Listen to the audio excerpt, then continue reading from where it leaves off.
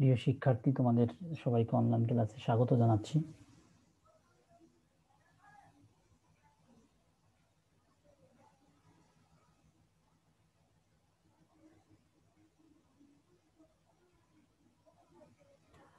আমাদের আজ পদার্থবিজ্ঞান দ্বিতীয় পত্রের দ্বিতীয় অধ্যায় স্থির তড়িৎ সম্পর্কে আলোচনা করব। আজকে আমাদের 11 নং ক্লাস। এই ক্লাস শেষে আমরা যে বিষয় নিয়ে জানতে পারবো তা হচ্ছে তড়িৎ ফ্লাক্স কি, এই সম্পর্কে আমরা ধারণা লাভ করবো। তড়িৎ ফ্লাক্স, ডাইইলেকট্রিক ধ্রুবক সম্পর্কে ধারণা এবং গাউসের সূত্র এবং গাউসের সূত্রের প্রমাণ। গাউসের সূত্র সম্পর্কে আলোচনা করব এবং তার প্রমাণ আমরা দেখব। প্রথমে আমরা আসি ইলেকট্রিক ফ্লাক্স, তড়িৎ ফ্লাক্স। কোনো তলের মধ্য দিয়ে অবিলম্বভাবে অতিক্রান্ত বলরেখার সংখ্যাকে তড়িৎ ফ্লাক্স বলে। কোনো একটা তল যদি আমরা চিন্তা করি, সেই তলের ভিতর দিয়ে অবিলম্বভাবে, অর্থাৎ অবিলম্ব মানে লম্বভাবে, তার বলরেখার সংখ্যা, অর্থাৎ যতগুলো বলরেখা অতিক্রম করে অবিলম্বভাবে তার সংখ্যাকে বলে আমরা তড়িৎ ফ্লাক্স। অথবা কোনো তলের ক্ষেত্রফল এবং ওই তলের লম্ব বরাবর তড়িৎ ক্ষেত্রের উপাংশের গুণফলকে তড়িৎ ফ্লাক্স বলে। অর্থাৎ কোনো তলের ক্ষেত্রফল এবং ওই তলের লম্ব বরাবর যে তড়িৎ ক্ষেত্র যায়, তার তড়িৎ ক্ষেত্রের উপাংশের যে গুণফল, সেই গুণফলকে আমরা তড়িৎ ফ্লাক্স বলি। একটা ক্ষুদ্র তল যদি আমরা ডিএস বিবেচনা করি, আমরা এই যে বড় একটা তলের যদি একটা ক্ষুদ্র অংশ বিবেচনা করি ডিএচ, যার তড়িৎ ক্ষেত্রের অবিলম্ব উপাংশ, তাহলে অবিলম্ব উপাংশটা কত? এই যে মনে করি তড়িৎ ক্ষেত্রটা ই এই দিক বরাবর ক্রিয়া করছে এবং তার অবিলম্ব অর্থাৎ লম্ব দিক হচ্ছে এটা। এর উপর থেকে যদি আমরা একটা লম্ব ফেলে দেই, তাহলে এই কোণটা যদি থিটা হয়, থিটা, তাহলে এই অংশটা হবে লম্ব আর এই অংশটা হবে ভূমি আর এটা হবে অতিভুজ। তাহলে এই ভূমি অংশটা কত হবে? ই কস থিটা। তাহলে অবিলম্ব উপাংশ হবে ই কস থিটা। তাহলে তড়িৎ ফ্লাক্স হবে ফাই, অর্থাৎ তড়িৎ ফ্লাক্সকে আমরা ফাই দ্বারা প্রকাশ করে থাকি। ফাই সমান ই কস থিটা, ই কস থিটা ইন্টু ডিএস, এই তলের ক্ষেত্রফল। এগুলো আছে যে কোনো তলের ক্ষেত্রফল এবং ওই তলের লম্ব বরাবর, ওই তলের লম্ব বরাবর তড়িৎ ক্ষেত্রের উপাংশের গুণফল। তাহলে এই তলের লম্ব বরাবর তড়িৎ ক্ষেত্রের উপাংশ কত? ই কস থিটা। তাহলে ই কস থিটা এবং ডিএস এর গুণফল হবে তার তড়িৎ ফ্লাক্স। একে আমরা ফাই দ্বারা প্রকাশ করি। ডাইইলেকট্রিক ধ্রুবক, তোমরা পূর্বেও জানো যে ডাইইলেকট্রিক পূর্ণ ধারকের ধারকত্ব এবং ডাইইলেকট্রিক শূন্য ধারকের ধারকত্বের অনুপাতকে ডাইইলেকট্রিক ধ্রুবক বলে অনুভাবে প্রকাশ করা যায়। তাহলে কি হবে? যে একটা ডাইইলেকট্রিক পূর্ণ, ডাইইলেকট্রিক অর্থাৎ কি, যেগুলো তড়িৎ অপরিবাহী, কাঁচ, রাবার, এইগুলো হচ্ছে ডাইইলেকট্রিক পদার্থ। তাহলে ডাইইলেকট্রিক পূর্ণ কোনো ধারকের ধারকত্ব এবং ডাইইলেকট্রিক শূন্য, এই ধারকত্ব ডাইইলেকট্রিক পূর্ণ ধারকত্বকে যদি আমরা ধারকের ধারকত্বকে সি দ্বারা প্রকাশ করি এবং ডাইইলেকট্রিক শূন্য ধারকের ধারকত্বকে সি নট দ্বারা প্রকাশ করি, তাহলে সি বাই সি নট এর অনুপাত হবে তার ডাইইলেকট্রিক ধ্রুবক। একে কে দ্বারা প্রকাশ করে, তাহলে কে সমান হবে কত? C by C naught. অথবা কি বলতে পারি, শূন্যস্থানে দুটি আধানের মধ্যকার বল এবং ওই যে কোনো মাধ্যমে একই দূরত্বে ওই দুই আধানের মধ্যকার বলের অনুপাত একটি ধ্রুব সংখ্যাকে ওই মাধ্যমের পরাবৈদ্যুতিক ধ্রুবক বলা হয়, পরাবৈদ্যুতিক বা ডাইইলেকট্রিক ধ্রুবক।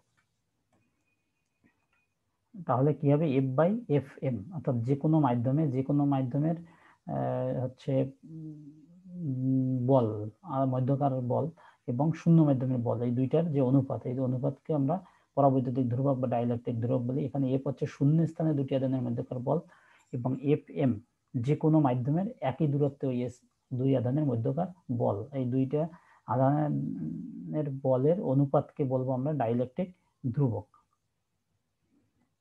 এবার আমরা আছি গাউসের সূত্র। তড়িৎ ক্ষেত্রের কোনো বদ্ধ কল্পিত তলের মধ্য দিয়ে অতিক্রান্ত মোট তড়িৎ ফ্লাক্স। কি বলছে? তড়িৎ ক্ষেত্রের কোনো একটা বদ্ধ, আমরা তড়িৎ ক্ষেত্রের ভিতরে কোনো একটা বদ্ধ একটা তল চিন্তা করব, কল্পিত তল, যার মধ্যে দিয়ে অতিক্রান্ত মোট তড়িৎ ফ্লাক্স, যার ভিতর থেকে যতগুলো তড়িৎ ফ্লাক্স যাবে, অর্থাৎ তড়িৎ বলরেখা অতিক্রম করবে, ওই তল দ্বারা আবদ্ধ মোট চার্জের 1/ε0 গুণ হবে। তার মানে তড়িৎ ফ্লাক্স হবে ওই তলে যতটুকু চার্জ আবদ্ধ থাকে, মনে করলাম যে কিউ পরিমাণে চার্জ আবদ্ধ, তাহলে Q/ε0 গুণ হবে। মনে করি একটি বদ্ধ তল এইচ একটা বদ্ধ তল, এই যে পুরো তলটাকে আমরা মনে করি একটা এস তল, যাতে আবদ্ধ চার্জ হচ্ছে কিউ। তাহলে মোট তড়িৎ ফ্লাক্সকে এই সূত্রানুসারে কি লেখা যায়? ফাই সমান, তড়িৎ ফ্লাক্সকে আমরা ফাই দ্বারা প্রকাশ করলাম বড় হাতে, আর ফাই সমান এটা হচ্ছে কুলস কার্ভ অফ এইচ, অর্থাৎ একটি তল সেটি হচ্ছে বদ্ধ, এই কুলস কার্ভ দিয়ে আমরা বদ্ধ বুঝে থাকি, একটা ইন্টিগ্রেশন তার ভিতরে একটা গোল চিহ্ন, অর্থাৎ এটা বদ্ধ তল বোঝায়। এইচ এস এ সারফেস, সারফেসটা হচ্ছে কেমন, বদ্ধ সারফেসের সমাকলন, অর্থাৎ টোটাল তড়িৎ ফ্লাক্স, তড়িৎ ফ্লাক্স টোটাল, তাহলে কি হবে ই ডট অফ ডিএস। আমরা জানি যে এটা ই এবং ডিএস এর গুণফল, ই ডিএস কস থিটা, সেখান থেকে আসছে ই ডট অফ ডিএস সমান কত, Q by epsilon naught. Q হচ্ছে ওই চার্জের মোট চার্জ, আর এপসাইলন নট হচ্ছে শূন্যস্থানের ভেদন যোগ্যতা। তাহলে সূত্রের প্রমাণ, শূন্য মাধ্যমে একটি বিন্দু চার্জ প্লাস কিউ কে ঘিরে একটি আবদ্ধ তল এইচ। আমরা এখানটা একটু লক্ষ্য করি, একটা তল আছে এইচ তল, এই এস তল, এই পুরো তলটার নাম হচ্ছে এস তল। এইটাকে ঘিরে একটা, এর মধ্যবিন্দুতে আছে কি প্লাস কিউ, একটা আধান আছে প্লাস কিউ, এটার দূরত্ব হচ্ছে, ব্যাসার্ধ হচ্ছে আর। প্লাস কিউ থেকে আর দূরত্বে একটা ছোট্ট অংশ বিবেচনা করে, এটা বড় দেখা যাচ্ছে কিন্তু এটা একটা ছোট্ট অংশ নিলাম ডিএস, ক্ষুদ্র অংশ।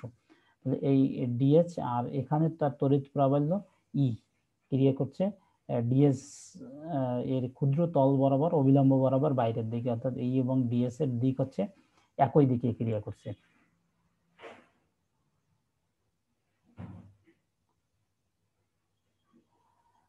তাহলে যদি মনে করি শূন্য মাধ্যমে একটি বিন্দু চার্জ প্লাস কিউ কে ঘিরে একটি আবদ্ধ তল এইচ, আবদ্ধ তলের একটি ক্ষুদ্র ক্ষেত্র ডিএইচ, প্লাস কিউ চার্জ থেকে এই ক্ষেত্রের দূরত্ব আর, তাহলে আর দূরত্বে একটা ক্ষুদ্র ক্ষেত্র আমরা নিলাম ডিএইচ।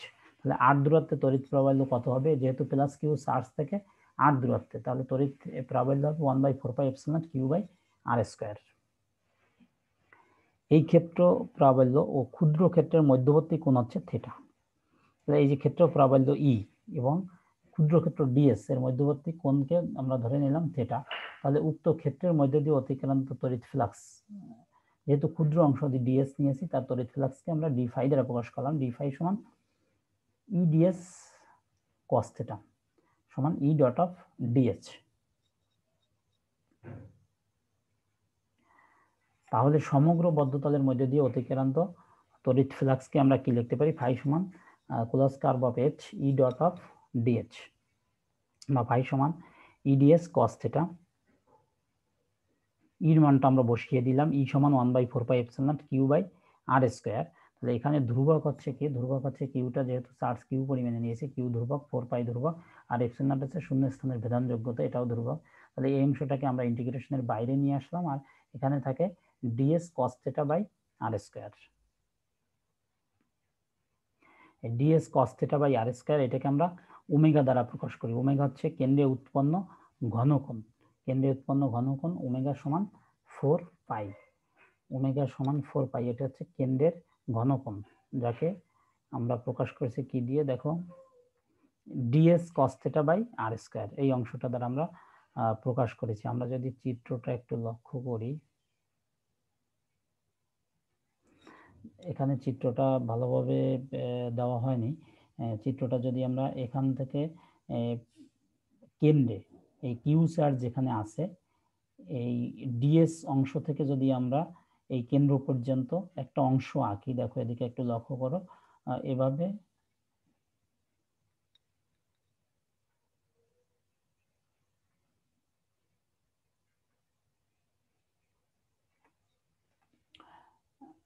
এখান থেকে একটা অংশ এবং এখান থেকে একটা অংশ, তাহলে কেন্দ্র এইটা হচ্ছে পুরোটা একটা গোলক। তাহলে গোলকের যে কেন্দ্র, এই কেন্দ্রে এইটা ছোট্ট একটা গোলক, ডিএসটাকে যদি আমরা এই চারপাশ থেকে কেন্দ্রে নিয়ে আসি, তাহলে এই এখানেও একটা ঘনকোণ তৈরি হবে, ঘনকোণ কোণ আকৃতির বস্তু তৈরি হবে।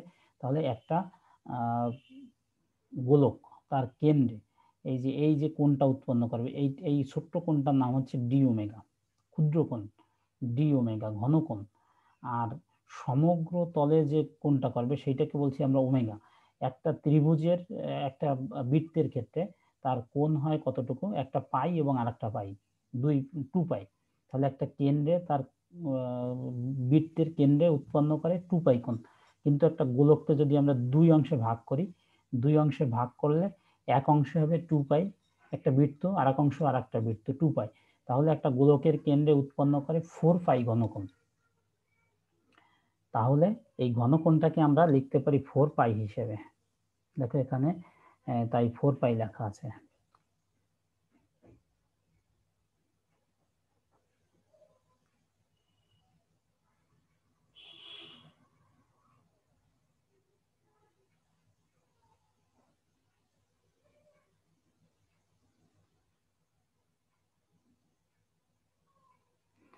ওমেগা, টোটাল ঘনকোণটাকে ওমেগা, এবং ওমেগা সমান কত? 4 পাই। তাহলে এই ওমেগা সমান, যেহেতু একটা গোলক তার কেন্দ্রে 4 পাই কোণ উৎপন্ন করে, তাহলে ঘনকোণ হচ্ছে 4 পাই। তাহলে 4 পাই এখানে বসিয়ে দিলে 4 পাই আর 4 পাই চলে যায়, থাকে কিউ বাই এপসিলন নট। তাহলে ফাই সমান কিউ বাই এপসিলন নট। তাহলে ফাইয়ের মান কত? ফাই হচ্ছে ই ডট অফ ডিএস সমান কিউ বাই এপসিলন নট। তাহলে এটাই কি গাউসের সূত্র, callus curve of H E dot of DS সমান কিউ বাই এপসিলন নট। তাহলে এটা হচ্ছে আমাদের গাউসের সূত্র। তাহলে তোমরা এটা ভালো করে দেখতে চেষ্টা করবে। কোনো সমস্যা হলে আমাদের জানাবে। তো তোমাদের সবাইকে ধন্যবাদ জানাচ্ছি।